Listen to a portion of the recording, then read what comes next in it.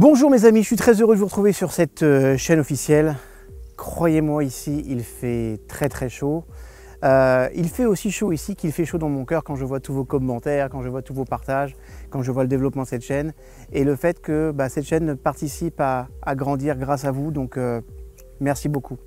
Aujourd'hui je suis sur un site incroyable, je suis sur le lac de Tibériade en Galilée et pour un moment de détente, et je m'étais dit que j'allais pouvoir partager avec vous cet espace qui est un espace juste de rêve, idyllique, et j'aime partager ces moments qui sont des moments de bonheur pour moi avec vous. Et ce que ce lieu m'inspire, c'est la paix. Ici on se sent profondément paisible, le lac est calme, on est entouré par des déserts, donc autant vous dire que non seulement il fait chaud, mais en plus l'environnement est apaisant. Et ça m'a inspiré justement la notion de paix et la notion de paix intérieure. Parce que, vous voyez, je viens dans un pays, on est en Israël ici, juste en face là-bas c'est la Jordanie. Et que ce soit en Israël ou là-bas, pour vous dire bonjour, on va vous dire shalom ici, et puis on vous dira salam, salam alaikum là-bas. Ok? Shalom aleichem, salam alaikum. C'est intéressant de voir que quand je suis en France, on nous dit bonjour. Limite avec une sorte d'angoisse. J'espère qu'il sera bon ton jour, ok? Alors déjà, c'est une belle intention de nous souhaiter un bonjour. Je trouve ça très sympa, mais j'ai été interpellé que dans ces différentes langues, et ces peuples qui sont beaucoup plus proches qu'on pourrait l'imaginer, malheureusement, une fois encore, on voit toujours plus ce qui sépare les gens que ce qui les rapproche, et c'est ce qui génère de la différence et de l'animosité, mais quand on regarde ce qui les rapproche, eh bien, ce qu'on voudrait souhaiter, c'est la paix. C'est-à-dire, plutôt que de te dire bonjour, on va te dire shalom aleichem ou salam alaikum, c'est-à-dire que la paix soit sur toi.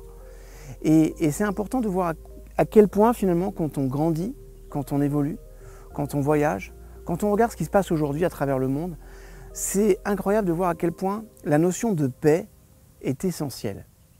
Et c'est pas simplement valable entre les peuples. On s'aperçoit que cette paix, elle est valable d'abord dans un couple. Il y a une étude qui a été menée par l'université de Warlington, l'université de Warlington, c'est ça, qui expliquait que l'une des conditions sine qua non pour qu'un couple tienne dans la durée, indépendamment de sa communication et de son niveau d'amour, c'était cette capacité qu'ils avaient à instaurer la paix dans le couple. C'est vrai que quand tu es tout le temps en tension, c'est difficile. Quand dans ton travail, tu es tout le temps en tension, quand on a le sentiment que c'est la guerre en permanence, c'est évident que ça ne peut pas générer quelque chose de sympathique ou de constructif sur la durée. Donc l'essentiel de ce que vous devez rechercher dans une vie, avant toute chose, c'est la paix. Voilà. Et la paix, ça veut dire quoi? Pour moi, la paix, c'est d'abord l'absence de guerre. D'accord? C'est-à-dire l'absence de conflit.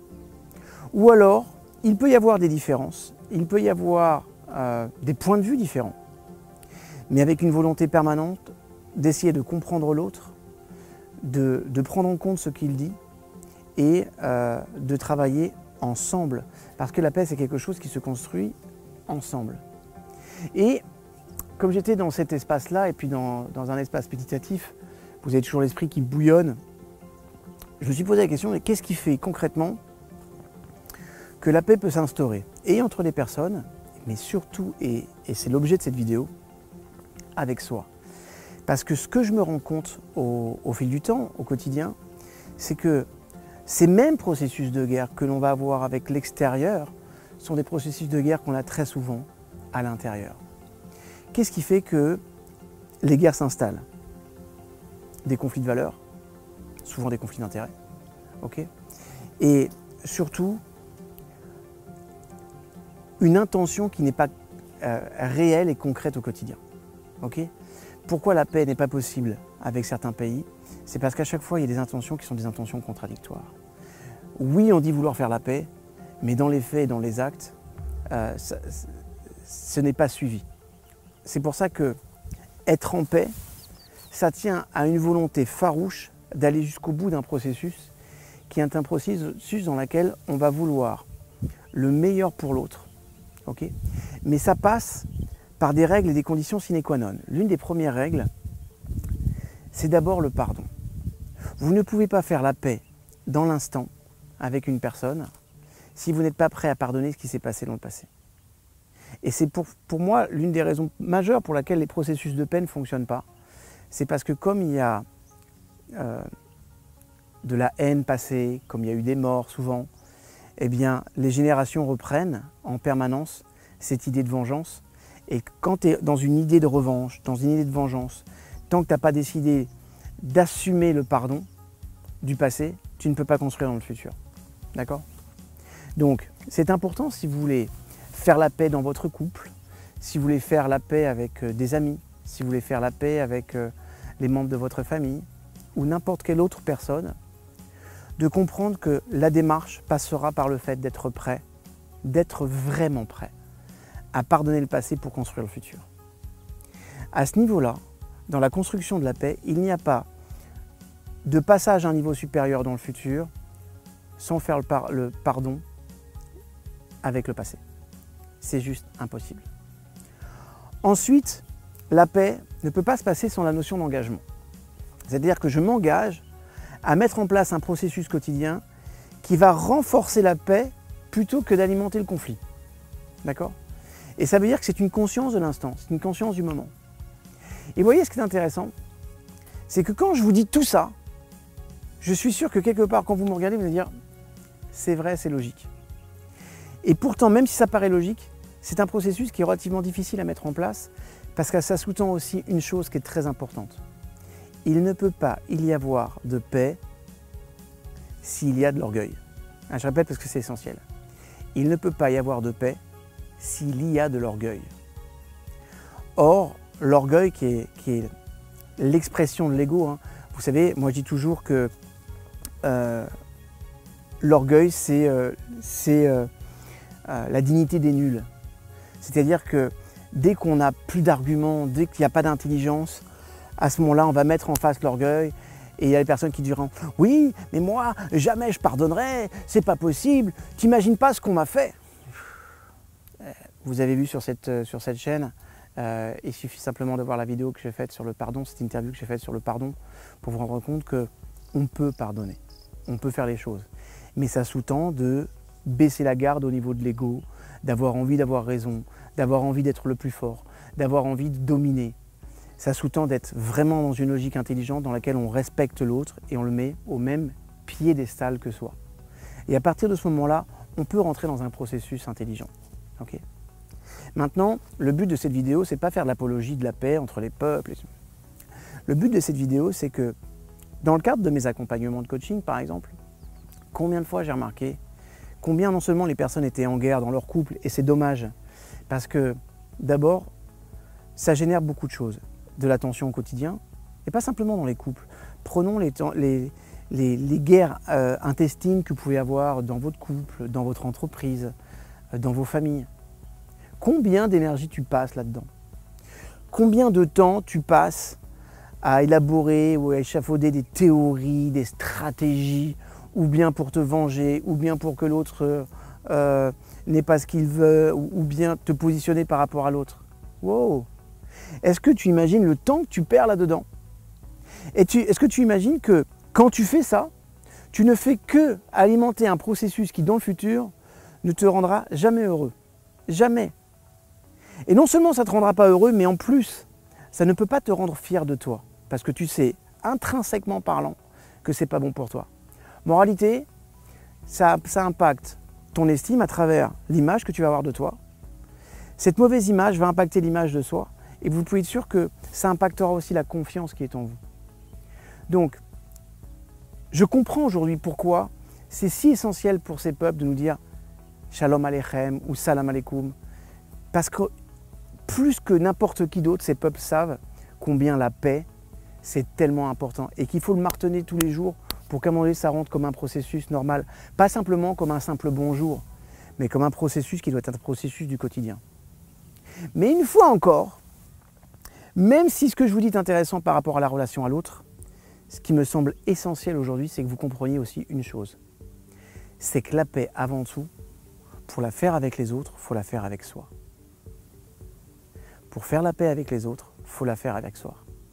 Vous savez, la paix, c'est toujours deux entités. Mais il y a qui je suis et qui j'ai été. Ce sont aussi deux entités. Ok ? Il y a l'autre. Maintenant, il y a aussi une chose que vous devez comprendre. Mon plus grand mentor a dit une chose un jour qui m'a interpellé. Il me dit, tu sais, pour construire un amour commun, il faut détruire deux amours propres. Pour construire un amour commun, il faut détruire deux amours propres. Et ça, c'est là où ça devient vraiment intéressant. C'est que c'est important de mettre d'abord un processus de paix en soi, d'être en paix avec soi-même, d'être en paix avec les erreurs qu'on a faites dans notre passé. Elles sont passées, quoi que vous ayez fait, quoi que vous ayez décidé, quoi que vous ayez entrepris, quelles que soient vos réussites ou vos échecs, quels que soient les mauvais comportements ou les bons comportements que vous avez eus, écoutez-moi bien, ils sont passés. Tu pourras faire tout ce que tu veux, tu peux remettre tout en question, revenir en arrière, c'est passé. La seule force que l'on a aujourd'hui, c'est une puissance de construire dans le présent un futur idéal qui correspond à qui nous sommes. Et pour ça, ça veut dire mettre en place un processus de paix avec toi. Fais la paix avec toi-même. Ça veut dire quoi? Si on reprend le même principe, d'abord, se pardonner pour ses erreurs passées. Parce que vous savez, je vais vous dire une chose, tant que vous n'avez pas appris, vous ne savez pas faire. Je répète, d'abord parce que j'ai bafouillé, et ensuite parce que c'est important. Tant que vous n'avez pas appris, vous ne savez pas faire. C'est la raison pour laquelle, quand on met en place un processus de développement personnel, et c'est celui dans lequel vous êtes, sinon vous ne regarderiez pas cette vidéo. Et je vais même aller plus loin, non seulement vous ne regarderiez pas cette vidéo, mais vous ne seriez pas allé jusque-là dans cette vidéo. Ça veut dire que si vous regardez cette vidéo avec l'intérêt que ça représente pour vous, c'est que vous êtes vous-même dans un processus de développement personnel. Mais vous devez comprendre que, à partir du moment où l'on vit, on ne fait que des apprentissages. Et on tire apprentissage des erreurs passées. Donc si une erreur qui est là pour être un vecteur d'apprentissage et te faire grandir, devient un vecteur qui te tire vers le bas parce que tu restes en permanence centré sur lui et donc dans ton passé, ça n'a aucun intérêt. D'accord? Donc, à partir de maintenant, prenez la ferme décision de vous pardonner pour ce que vous avez fait de bien ou de pas bien, ou qui vous déshonore, ou peu importe. Le passé, il est passé, mais pardonnez-vous. Et ensuite, comme je le disais tout à l'heure, prenez un engagement total d'être en paix avec vous-même, d'avoir les comportements qui vont garantir le fait d'être en paix demain et pas d'alimenter le conflit. C'est clair pour vous? Si vous prenez cette décision-là, et si vous comprenez que dans tout ça là, c'est souvent alimenté par juste une dimension d'orgueil, je peux vous garantir que vous irez très loin dans votre processus et vous allez vous éclater. Parce que les relations seront plus faciles avec vous-même. Comme elles sont plus faciles avec vous-même, elles seront obligatoirement beaucoup plus délicieuses avec les autres. Et vous aurez déjà mis en place un processus qui garantit de vivre des états internes sereins tout au long de votre vie. Parce que simplement, vous allez alimenter la paix. Ça veut dire quoi? Ça veut dire que quand tu es en conflit avec ton épouse, qu'elle vient de dire un truc qui te chauffe un peu, plutôt que de réagir, dis-toi, tiens, est-ce que ce que je vais faire va alimenter le conflit ou va ouvrir sur une paix potentielle? Est-ce que j'alimente le conflit ou est-ce que j'ouvre sur la paix? J'ai décidé de me pardonner. Est-ce que je peux pardonner à l'autre? Et ensuite, une fois que j'ai pardonné, est-ce que j'ai la farouche intention de maintenir ce processus de paix et de bien-être dans notre relation? Si vous faites ça, mes amis, je peux vous garantir que vous aurez réglé 80% des conflits que vous aurez dans votre vie. Et ce que je vous dis là est valable dans tous les domaines, dans tous les systèmes, l'entreprise, la famille, le couple, soi, les autres, les amis, tous. C'est OK pour vous?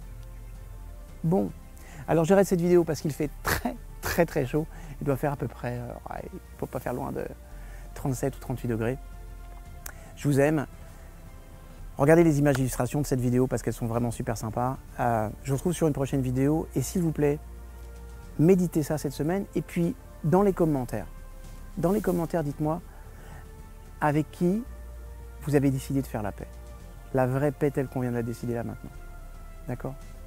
Et vous allez voir que quand vous allez mettre la paix dans votre relation, vous aurez beaucoup moins de peur dans votre vie. C'est comme ça, c'est la conséquence, le double effet qui se coule de ce qui se passe quand on fait la paix. Je vous aime, je vous retrouve sur une prochaine vidéo. Likez-la si vous avez aimé, partagez-la, parce que franchement, le processus de paix, il est universel et il faut qu'on puisse commencer dans notre vie, dans notre individu, dans notre famille, dans notre précaré, dans notre jardin, pour pouvoir ensuite l'exiger au niveau des nations. Ça commence par nous.